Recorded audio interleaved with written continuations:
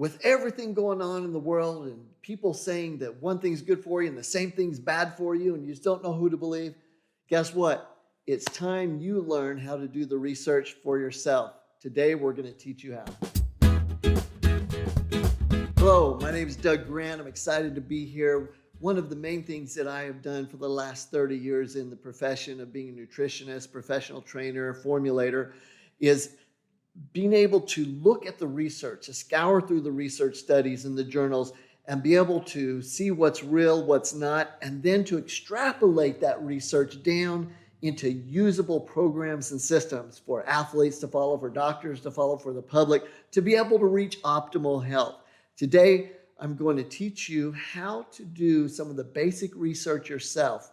And the main reason for this right now is because of all of the diversity of the arguments, of the things going on in society today, where you can have a simple discussion like with vitamin C, and you can have one group saying, oh, it's terrible for you, you don't need to take it, you're wasting your money, and another group, oh, it's life-saving, it'll cure the coronavirus, it'll fix heart disease, it'll do everything. Like, what do you believe? And many times when you're listening to them, they're supposedly quoting research or sounding like they have a lot of authority on the matter. So here's what we're going to do. I'm going to teach you the basics so that you can find out for yourself, that you don't have to believe the right or the left or me or anyone, that you can find out for yourself to be able to see what resonates with you, to make the decisions that will last a lifetime and benefit your health, not just physically, but also mentally, right? So let's get into it real quick. And in fact, as we do, I'm going to share with you a new research study on vitamin C, because in my previous video, I talked about vitamin C, and this will help you understand the research. I mentioned that based on the research studies, if you really go through those, and we're going to be talking about something called meta-analysis in a minute, but as you go through the studies, there was a lot of research on vitamin C that showed that it would shorten the duration of some type of flu or influenza or virus, bacteria situation going on. In other words, we have pretty great confidence that if you got COVID-19 or you've got some disease, influenza type flu, that the research is strong showing that it can shorten the duration. And we talked about in that video that the research wasn't strong enough that it was going to come out and say absolutely definitively that it can help protect from getting a virus or those types of things. But it looks like it could, but there wasn't enough solid research. And within just a few days, a great research study came out.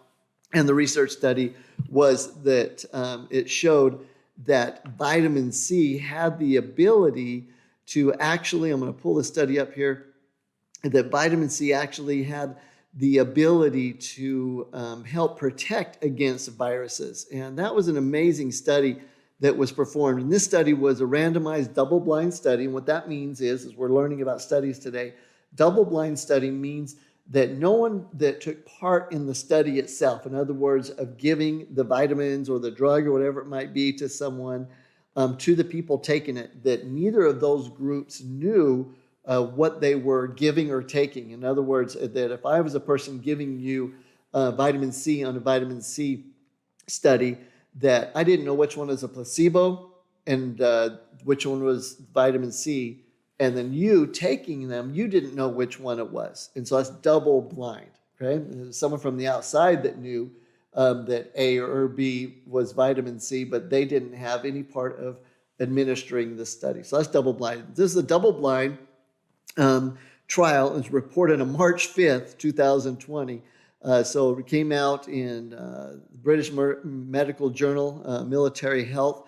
And what they found is that in this trial, and they did it with soldiers, and over 1,400 soldiers, is that the ones that took it were able to boost their immunity by improving white blood cell function against viruses. In other words, the conclusion was that taking vitamin C, you're able to actually boost the immune system so that when a virus attacks you, that you have a better chance of not having it get in and replicate in the body. So now we know that vitamin C actually can help prevent viruses and not only just speed up the process in which you heal. And so I wanted to present that to you because it's awesome to see the new research coming out. And when a research study is done proper and we see it, then I will speak it as here's what the research shows versus this is the way it's going and it looks good. We'll see when other studies come out. So just something on vitamin C is another reason to be taking it. Right now, it also helps to protect against viruses and the influenzas that are going on around the world today, whether it's COVID-19 or whatever else it might be. Just overall, it helps protect. So now let's get into the main topic, and that is how to do research. So let's keep it simple. In the old days, we prescribed to something called PubMed, and we got these CDs, and we had to load them, and we had to go through this process, and they look at different journals. And it was quite the process. It was 6 to 8 hours a day just to try to keep up on the research, basic research. And then it came along and we were able just to search each journal. And there are different journals out there that provide studies that are peer-reviewed. Peer-reviewed meaning there's a group of people that took a look at the studies and really fact-checked it and tried to make sure that everything was correct. So peer-reviewed journals like New England Journal of Medicine, the Lancet. We say something all the time. You hear us talk about JAMA. That's Journal of American Medical Association. The Annals of Internal Medicine, Journal of Nutrition. There's a lot of different journals. And so we don't want you in the public or even health professionals that are out there, we don't want you to have to search all these different journals. So there's an easy way to do it now. And in fact, it's using Google that you can do. But you have to be careful, and that's what we're going to teach you right now. So let's take an example. I want you to go into Google and type in something as simple as vitamin C virus prevention. Vitamin C virus prevention. And if you typed in vitamin C virus prevention, then some things are going to come up.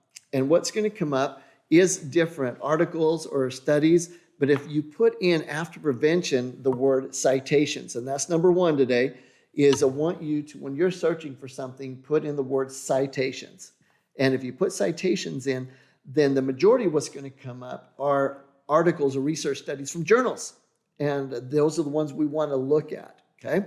And so in this case, we've come up and when the study says vitamin C and infections, and it says NCBI, NIH, and there's a bunch of others, and they say NCBI or NIH.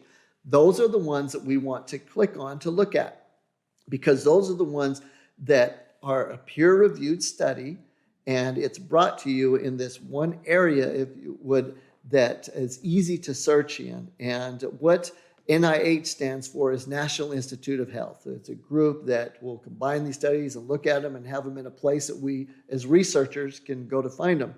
The NCBI is the National Library of Medicine that is this big library that has all of these journals and this information in them that we're able to search from. So it's going to come up as NCBI, NIH, and when you click on one of them, on the top left, it'll say NCBI. On that, it'll also say U.S. National Library of Medicine, National Institutes of Health.